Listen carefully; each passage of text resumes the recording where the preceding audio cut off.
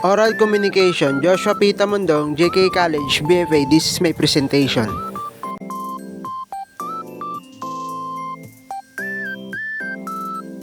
Intercultural Communication, Week 9.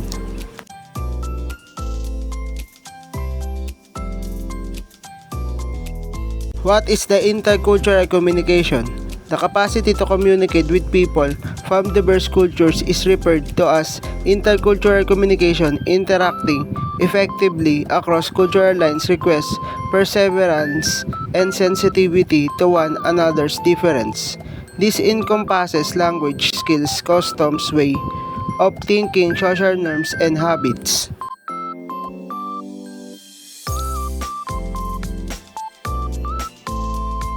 Understand the importance of intercultural communication.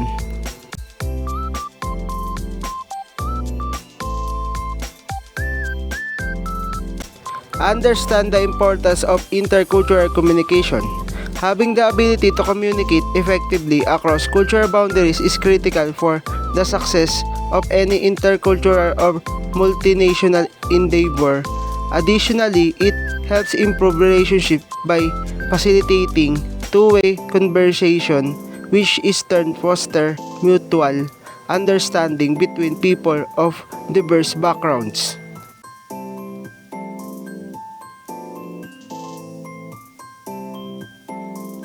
Intercultural communication examples.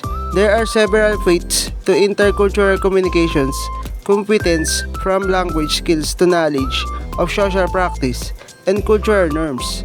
These capabilities are constantly used throughout organizations and in all forms of communication. Here are a few examples of intercultural communication in action.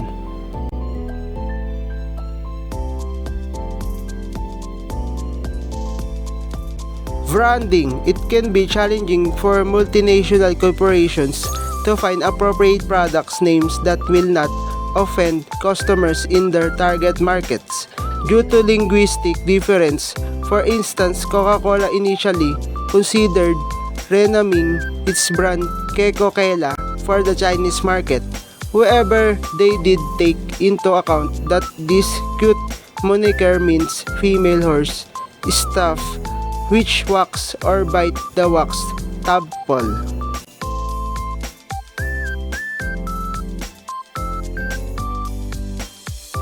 Business relationship. Expecting social norms of another culture requires understanding that practice may vary. While Americans value make small talk with potential business partners, the British may try humor while the Germans may jump right to the point.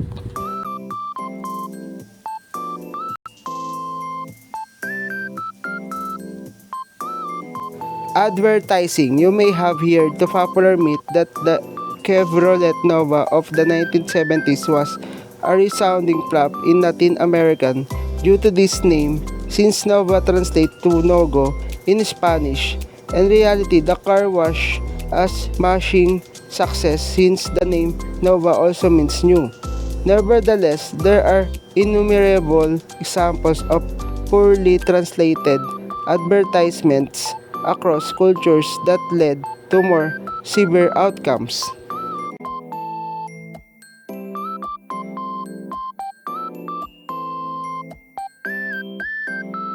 Public relations and media events. Executives from the United States frequently interview international media and make public appearances in other countries. Working knowledge of the language is obviously necessary for such work, but words alone can't account for how people would interpret things like tone or voice, the face of speech, gesture, and facial expressions.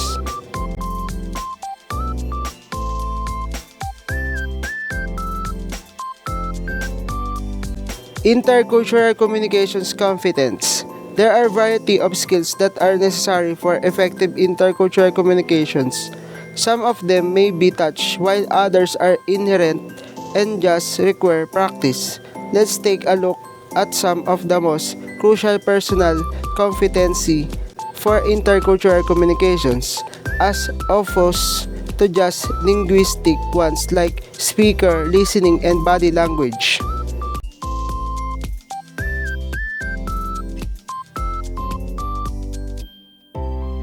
Strategies for understanding and adapting to different cultural contexts.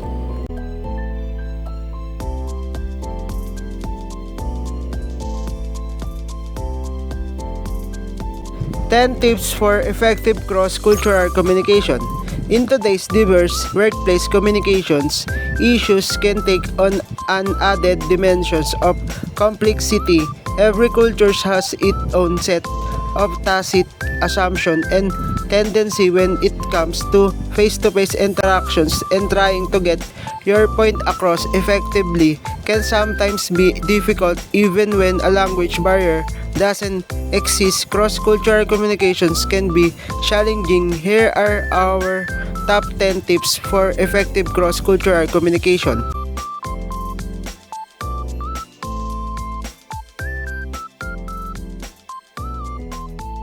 10 strategies for effective cross-cultural communication.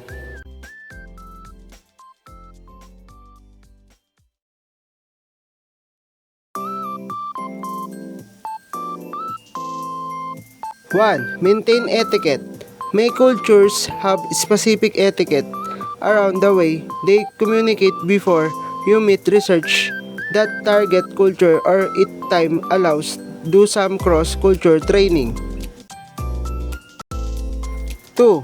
Avoid slang. Not even that most educated non-native English speaker, while having a comprehensive understanding of English slang, idioms, and sayings, they may understand the individual words you have said, but not the context of the meaning. 3. Speak slowly. Even if English is a common language in a cross-cultural situations, it's not a good idea to speak at your normal conversational speed. Modulating your pace will help as well. Speaking clearly and pronouncing your words properly.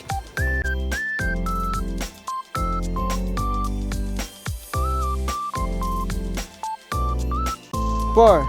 Keep it samples. In a cross-cultural conversation, there's no need to make it harder for both of you by using big words. Just keep it samples. 2 syllables words are much easier to understand than 3 syllables words, and 1 syllables words are better than 2 syllables words. 5. Practice active listening. Active listening is a very effective strategy for improving cross-cultural communication. Resets or summarize what the other person has said to ensure that you have understood them correctly, and ask frequent questions. This helps build rapport and ensures that important information does get missed or misunderstood. 6. Take turn to talk. Make the conversation flow more freely by talking it in turns to speak. Make a point and then listen to the other person's response. Particularly when people are speaking English as their second language, it's better to talk to them in short exchange rather than delivering a lot monologue that might be difficult for them to follow.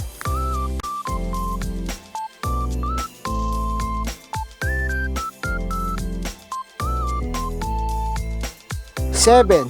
Write things down. If you're not sure whether that other person has understood you properly, write it down to make sure. This can be particularly helpful when discussing large figures. 8. Avoid closed questions. Don't phrase a questions that need a yes or no answer, and many cultures is it difficult or embarrassing to answer in the negative, so you will always get a yes even if the real answer is no.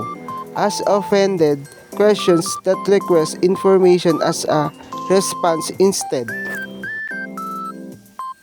9. Be careful with humor. Many cultures take business very seriously and believe in behaving professionally and following protocol at all times. Consequently, they don't appreciate that use of humor and jokes in a business context.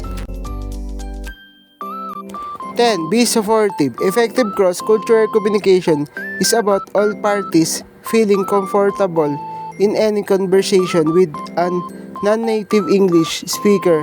Treat them with respect. Do your best to communicate clearly and give them encouragement when they respond.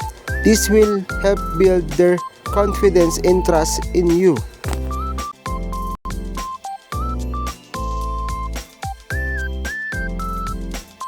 Why is it important to understand cultural difference and communication? The importance of cultural awareness is that it enables us to communicate with people more effectively beyond words and grammar.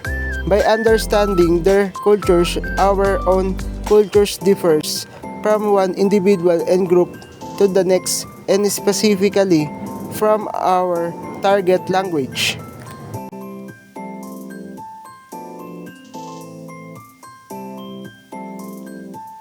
Developing effective intercultural communication skills.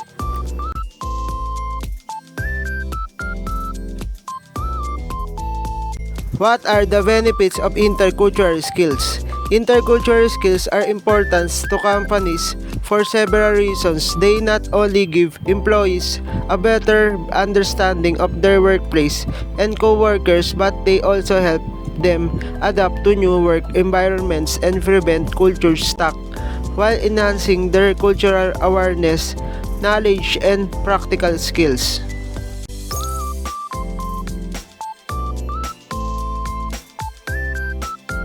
What is effective intercultural communication skills? Successful intercultural communications happens when people with differing values, beliefs, preferences, and behaviors recognize and respect cultural difference and actively work towards mutual adaptation.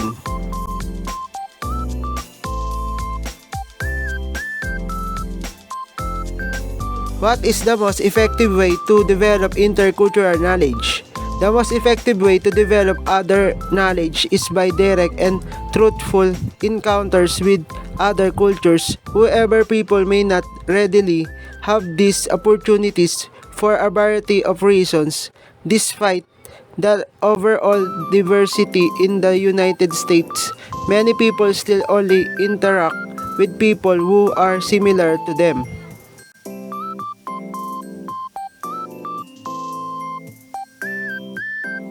What does develop intercultural skills mean? Intercultural competence is the ability to understand and respect each other across all types of cultural barriers. Intercultural competence refer to the set of knowledge and skills necessary for people and organizations to act in an intercultural way in diverse societies.